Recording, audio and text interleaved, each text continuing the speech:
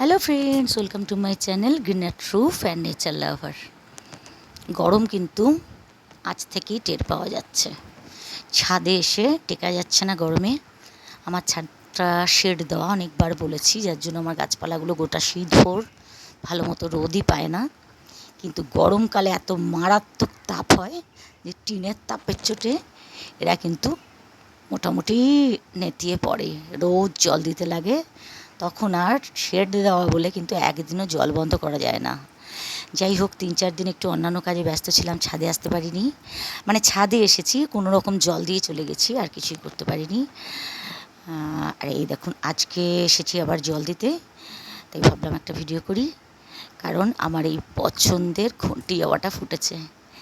জবা গাছগুলো যে পরিচর্যা করেছিলাম মাস দুয়েক আগে, কেটে ছেটে সব জবা গাছ, আমার মোটামুটি 24-25টা জবা গাছ আছে, ছোট বড়, কুচো কাঁচা বড় ছোট সব মিলে।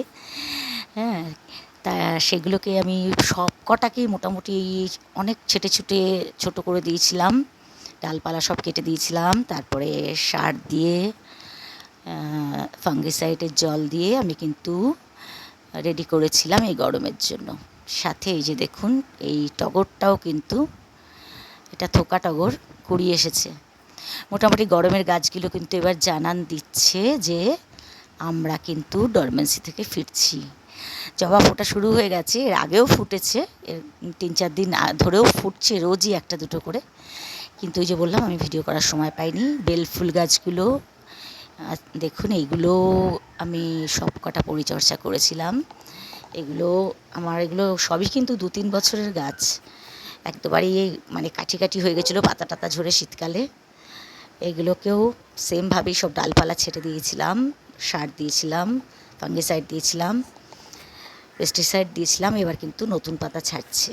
এটা একটা দেশি লাল জবা, আগেরটা ছিল একটা দেশি পিঙ্ক। দেখেই বুঝতে পারছেন, সব গাছ কিন্তু ছোট ছোট করে ছাটা, আবার নতুন পাতা বেরোচ্ছে। এটা আকন্দ গাছটাকে মাকড় জড়িয়ে ধরেছিল, আমি অনেক কষ্টে এটাকে মুক্ত করেছি।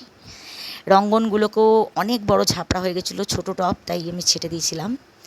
এর মধ্যে কিন্তু টুকটাক শীতের ফুল, যেমন এই যে পিটুনিয়া, পারিজাত, পিটুনিয়া লাল, সাদা, বেগুনি, তারপরে থোকা কতগুলো হ্যাঙ্গিংয়ে আছে, সেগুলোও কিন্তু 2-4টে করে ফুটিয়ে জানান দিচ্ছে যে আমরা কিন্তু এখনও বাগান ছাড়িনি, আমরা এখনও বাগানে আছি। যতই রোদ লাগুক, তাপ লাগুক, এই গাছগুলো যেহেতু পিটুনিয়া বিশেষ করে ভীষণ নরম, নেতিয়ে পড়ছে, কিন্তু তাও ফুল হচ্ছে। আর দেবকাঞ্চনটার কি ব্যাপার জানি না, আমি ভাবলাম বোধহয় শীতেই ফুল হয়, কিন্তু গরমেও দেখছি কুড়ি আসছে। এই যে এখানে আরও জবা গাছ, আমি বলতে গেলে হিবিস্কাস লাভার বলা যায়। জবাই আমার প্রথম পছন্দ, তাই জন্য আমার প্রায় গোটা 25 জবা বোধহয় ছাদে আছে। এই সিজনেও কিনেছি কয়েকটা, তাই নিয়ে গোটা 25 তো হবেই, আর বাকিগুলো তো 2-3 বছরের পুরানো। আর এই যে দেখুন, এইটা কিন্তু একটা নতুন ফুল। এটাকে নাম দিয়েছি আমি উজালা, কারণ এটা পুরো উজালা দিয়ে জামা কাপড় কাচলে, রোদে শুকালে যেরকম কালার হয়, সেম কালার, কি দুর্দান্ত কিন্তু দেখতে। এই যে দেখুন, একটা ছোট্ট কাটিং বসানো ছিল, এটাও কিন্তু মিলিবাগ ধরে গেছে। মিলিবাগের জ্বালায় আমি কিন্তু অতিষ্ঠ। আমার একটা জবা গাছকেও সুস্থ থাকতে দেয় না। দেখুন, এত ডালপালা কেটে ছেটে বসিয়েছি, সব ছোট ছোট করে দিয়েছি, তাও এখনও মিলিবাগের জন্য আমাকে ছেটে ফেলতে হচ্ছে। এটা একটা সাদা রঙ্গন, খুব সুন্দর, বড় বড় থোকায় কিন্তু সাদা রঙ্গন হয়। এটাকেও রিপোর্ট করেছি, ছোট্ট একটা টবে ছিল। আর কামিনী, সাদা নয়নতারা, সবই গরমের ফুল, সব গরমের ফুল কিন্তু ফুটতে শুরু করেছে, করে জানান দিচ্ছে যে এবার আমাদের সিজন শুরু হয়েছে। পর্তুলিকার যত্ন করার ভিডিও আগে আমি আপলোড করেছি। পর্তুলিকাগুলো এবার ডরমেন্সি থেকে ফিরছে। সাথে এই যে দেখুন, লাল পিটুনিয়া, থোকা পিটুনিয়া, এগুলো একদম না গরমের তাপে শেডের নিচে আছে, তাও একেবারে নেতিয়ে পড়ছে। আমি এগুলোকে তাই পশ্চিম দিক থেকে এনে পূব দিকে দিয়েছি, কারণ পূব দিকটা আমার আটকা, আমার শুধু পশ্চিম দিকই খোলা। আমি বারবারই বলেছি ওদিকটা দিয়ে রোদ আসে, কিন্তু ওদিকটা দিয়ে যে একদম এত রোদ আসে যে গাছপালা, নরম শীতের গাছপালাগুলো মানে শুকিয়ে যায়। আর এই যে দেখুন বুদ্ধজুই, এটা আমার মেয়ে গিফট করেছিল। এটাও 2 বছরের পুরানো। কেটে ছেটে একেবারে ছোট করে দিয়েছিলাম, বেশি কেটে ফেলেছিলাম বলে গতবার অল্প ফুল হয়েছে। এবার কিন্তু আমি বেশি ছাঁটিনি, ওই জন্য বেড়ে যাচ্ছে। এখানেও দেখুন আমার 2-3টে ছোটো ছোটো জবা গাছ আছে। এছাড়া জিনিয়া লাগিয়েছিলাম, কিন্তু জিনিয়া গাছটা খুব একটা সুবিধার গাছ নয়, অল্প কটা ফুল হয়ে কিন্তু জিনিয়া মরে যায়। আর এই যে দেখুন সাদা গোলাপ, এও বলছে যে আমিও কিন্তু এখনও বাগান ছাড়িনি, আছি। সাদা গোলাপ, পিঙ্ক গোলাপেরও কুড়ি এসছে কিন্তু। এটাও একটা রঙ্গন, এটাকেও খুব ছোট করে ছেটে দিয়েছিলাম।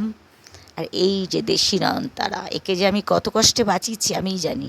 এটাকেও রিপোর্ট করেছি গরম পড়ার আগে। এই যে একটা জবা দেখুন, খুব খারাপ অবস্থা হয়ে আছে। এখানেও 3-4টে জবা আছে, বেল ফুল আছে, যেগুলো মানে ডরমেন্সিতে থাকাকালীন মানে মিলিবাগের জ্বালায় একেবারেই রোগগ্রস্ত হয়ে পড়েছিল।